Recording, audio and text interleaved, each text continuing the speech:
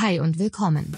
Heute zeige ich dir, wie du deine Nikon DSLR mit dem jeweils aktuellen Firmware-Upgrade updaten kannst. Dabei spielt es keine Rolle, ob du eine APS-C oder Vollformatkamera der D-Reihe besitzt.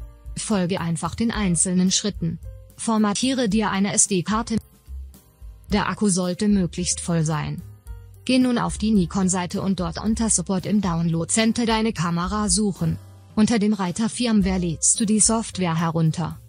Führe die Exe aus und du wirst einen neuen Ordner finden, der denselben Namen trägt wie die Exe.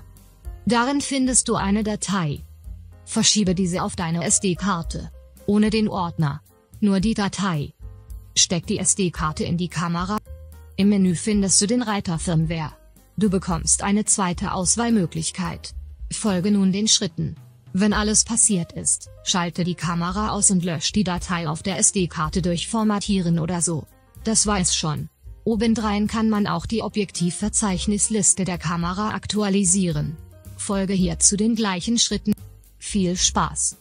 Hat dir das Video geholfen? Das unterstützt mich mit einem Daumen hoch und einem Abo. Über deinen Kommentar freue ich mich schon. Bis zum nächsten Mal. Dein René von Farbsynthese.